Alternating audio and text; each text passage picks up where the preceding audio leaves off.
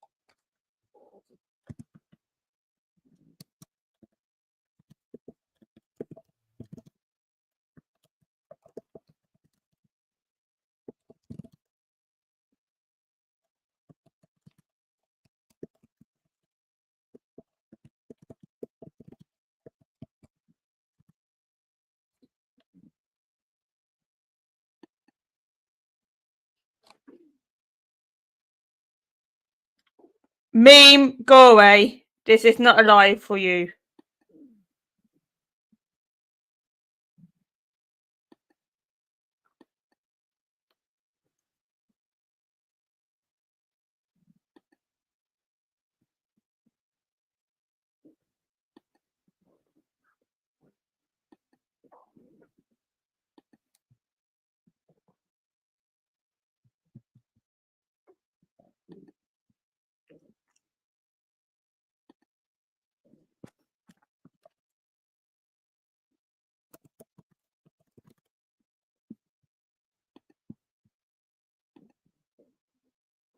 Right, I'm going to make a start, I think, in a minute. Now, just give it a couple more minutes and let people join. Guys, please comment and let me know you're watching. Hit the thumbs up. And if you'd like to support this movement or work that I do within the CP reports,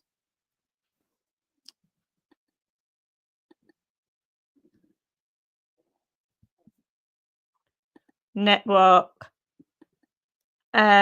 you can use this link. I will be, but I'm not saying where, Chris.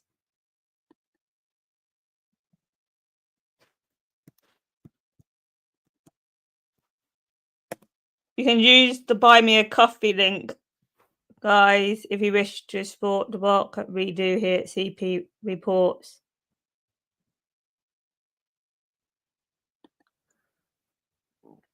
Let me just pin that quick.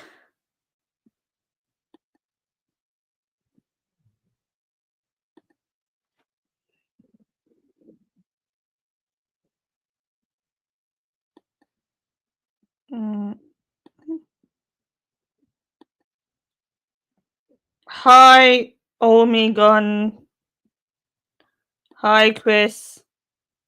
Well, I make a start, guys. People can catch up on a replay. This will be staying up. So, uniting the UK against the FA initiative came about because of stories that has been sent in to myself. I cannot go into some of the stories due to the cases that are still going on, but also because of clubs has not felt that they have been listened to by the county FA or by the main FA. we have got stories that we can share with you, even on our community page. I can bring them up and show them to you. So one coach who is no longer a coach, he abused his own child, broke the child's legs. He was on trial when he was still coaching. If that was anybody else, and this trial was a police trial in a Crown Court, if this was anybody else, they would be kicked out by their face straight away as soon as the police investigation started. That then would have to be divulged, so I can't say that word. I will to the clubs. It then would have to be investigated by the FA. And none of this happened until after the police investigation and the police trial happened. I'm very good friends with the owner of this club. And to protect the club, I will not mention the club's name. But I have had chats non-stop with this club. This club has a fantastic setup. And like, I don't know why, but it wasn't only this club, it was other clubs that this same coach was coaching at. And none of these clubs knew that this coach was under investigation. Let me see if I can find it. Right down near the bottom now.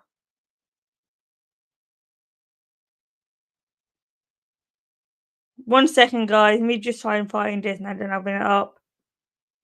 I am allowed to mention the coach's name.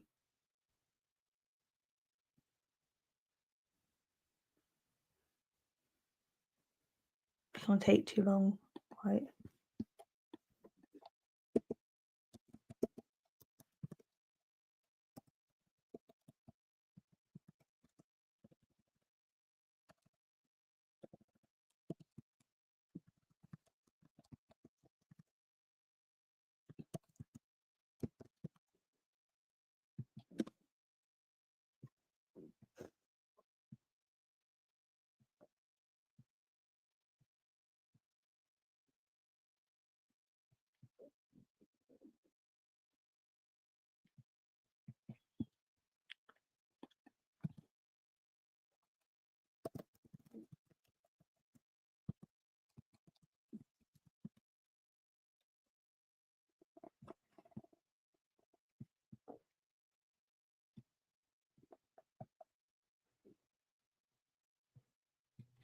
Here it is.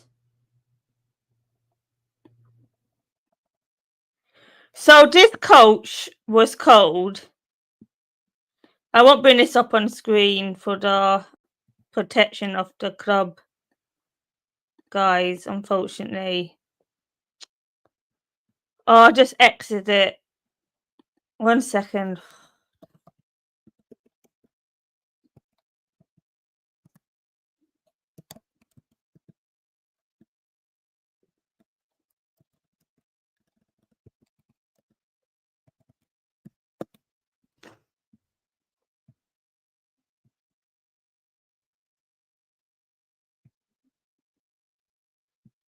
Here it is.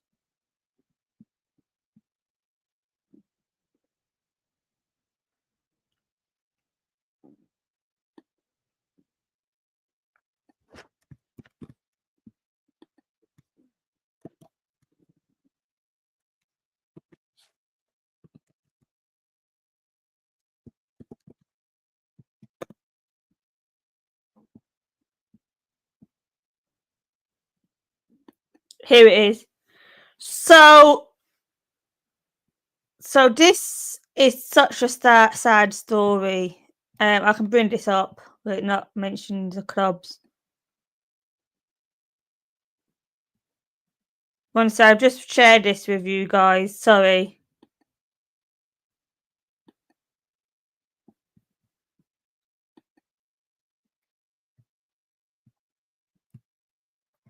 So, Westcliff Justice for family of young girl assaulted by coward. And this is off the Essex Police website.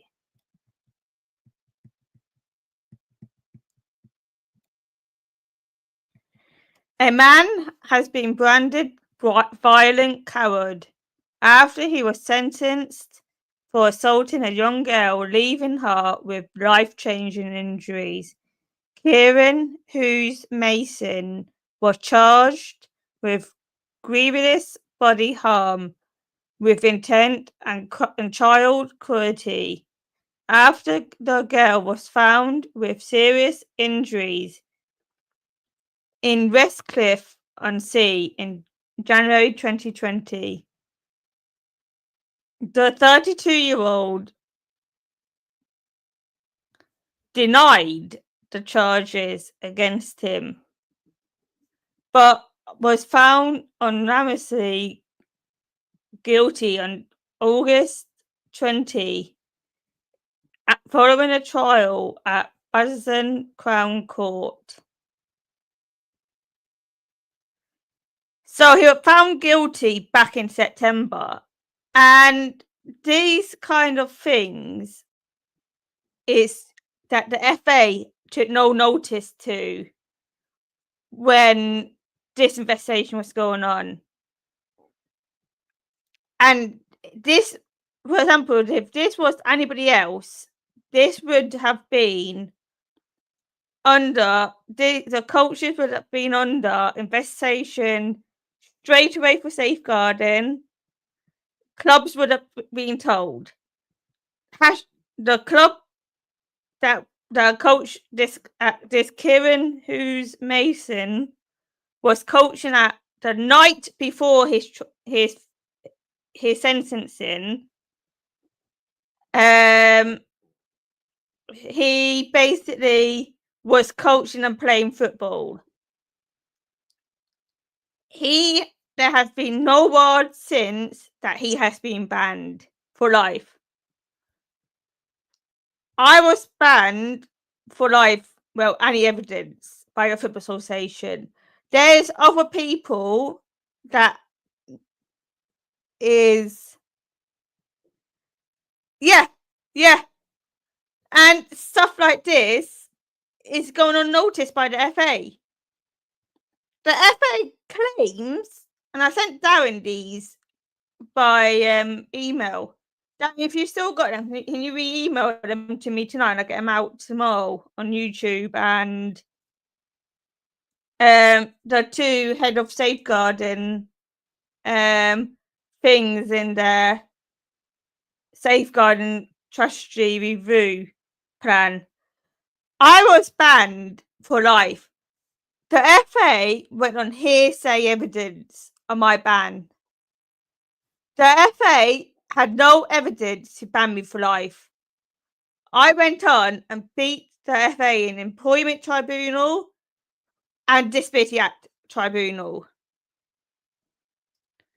because of unlawful banning by the Football Association. And I went through 2 appeal boards. The first appeal board I lost because the Football Association lost evidence. Lost a transcript, shall I say, at my first interview. That would have proven, that I would have been allowed off, basically would not had to go through what I am going through. Unfortunately, I am not able to go back coaching because I got no football club to go back to coach. That is the reason why I am not back coaching. But I'm happy I'm not back coaching. I found better stuff to be doing in my life now. But I have had stories after stories after stories come through to me about the Football Association and what they are doing. They are operating a two-tier system to go against football coaches and kick them out for life. I went up to my local FA and to audit them, and they came out to me. The video is on my channel. They came out to me and said, and asked me what I was doing. I told them, and they didn't like that. But I told them what I was doing. They then said, and I would never ever film children. I have done the safeguarding courses myself for my former jobs, my old jobs. And I never ever would film a child under the age of 18. Apart from when we have had the parents' consent to do it. And this is why my channel is so different to others. Because it's hard to explain. I'm not going into that today, but I'll go into that another day if you want me to. But so uniting the UK against the Football Association rally is being held on the 12th of July. We will be assembling outside Wembley Central Train Station.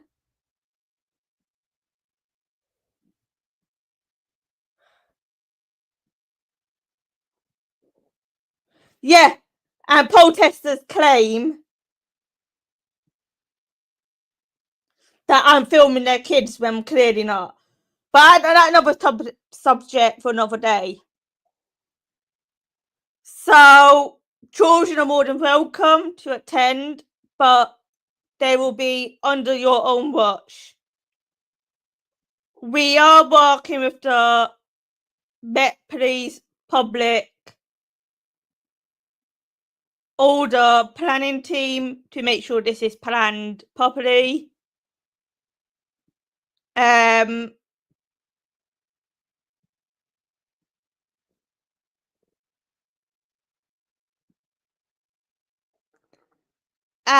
then that's a different subject altogether on that side of it. But so we are working with the Met Police Public Order planning team to make sure every safety is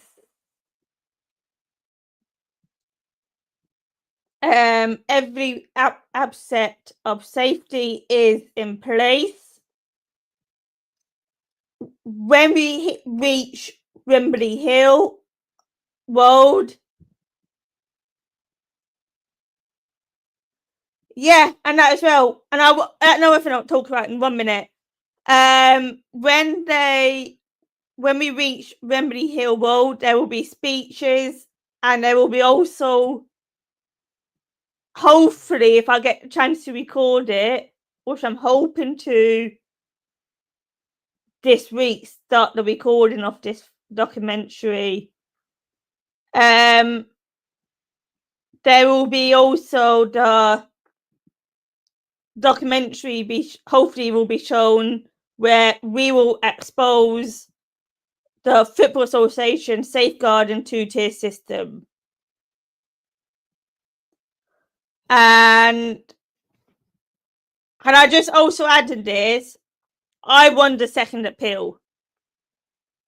I lost the first appeal. I know the trolls will be looking in this. I lost the first appeal, but then I won the second appeal. I also beat the Football Association and the Disability Act courts, and I also beat them in employment tribunal as well. The FA it was clear that the Football Association had no evidence, but they just wanted to put me through hell to basically just get me kicked out for life.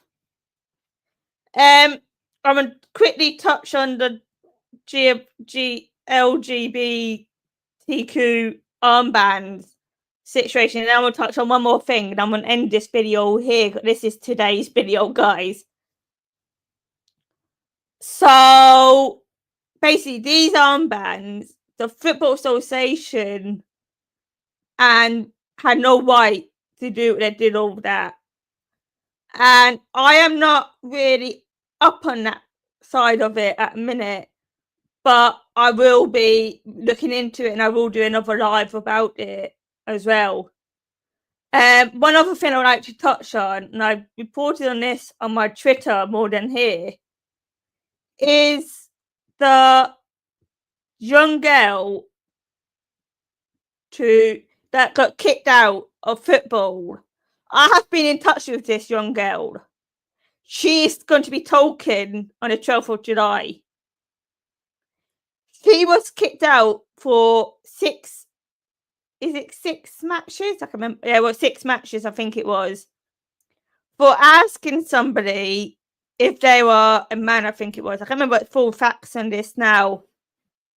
And by asking the referee, I can't remember full facts, but she was kicked out she was basically banned. This girl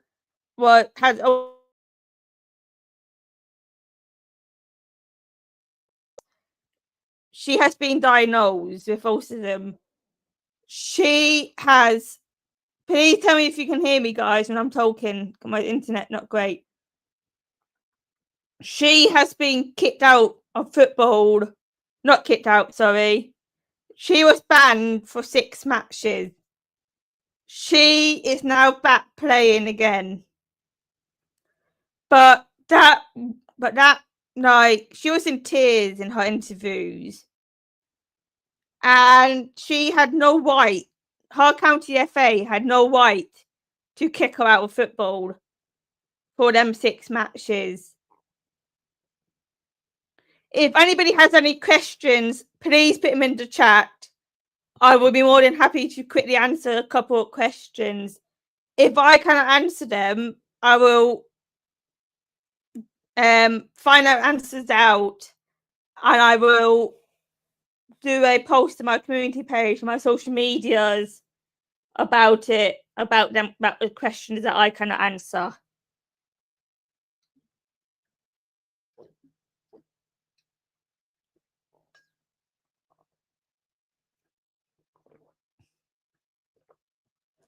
But I'm excited for the 12th of July, and the police and public order planning team. Unfortunately, the way we are going to do it on the 12th is I'm going to interview her live on stage on the 12th. And also interview her father and her mother with her as well on the 12th. That one thing that is going to be happening. And she is also going to feature in the documentary as well. So if you want to see that interview, guys, and if you're living in the UK, please come along on the 12th.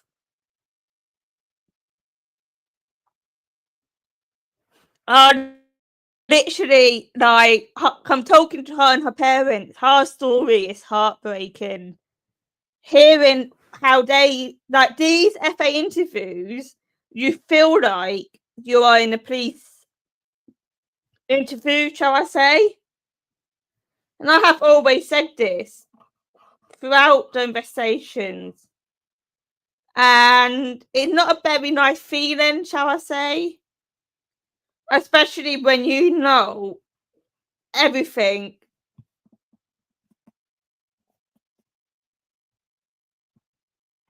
Yeah, and the issue is the Football Association claim they're inclusive, claim that they are there for the grassroots.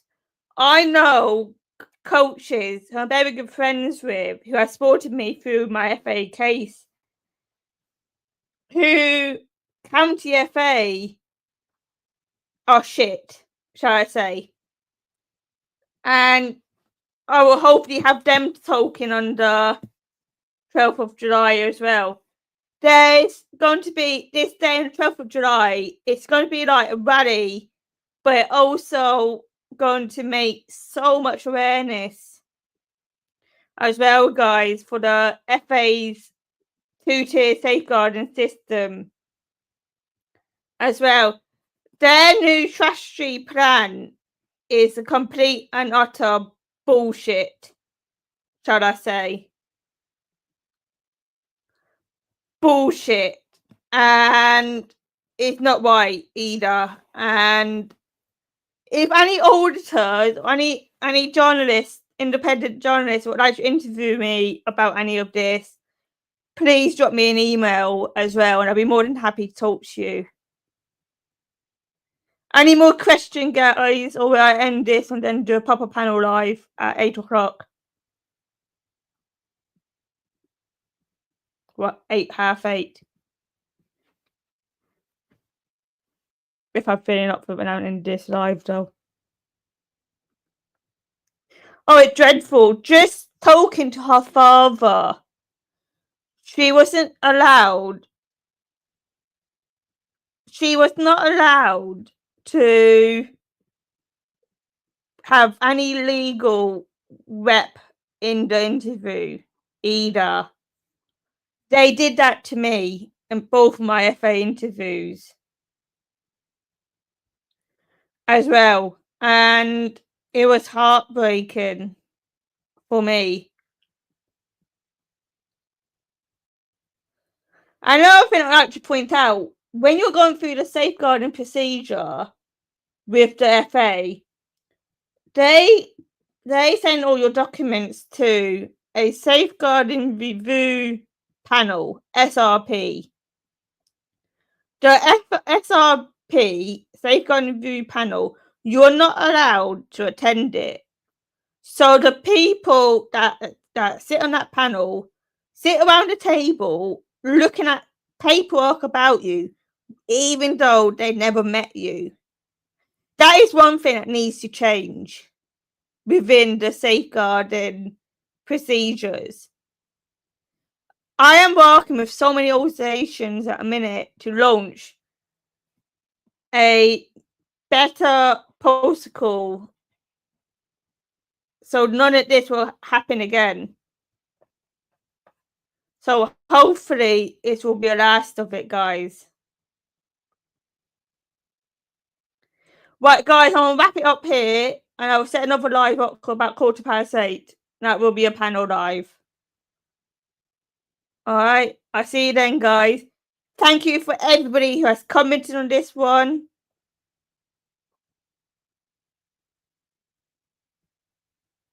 On this video, and I'll see you in the next live about 8:15, guys.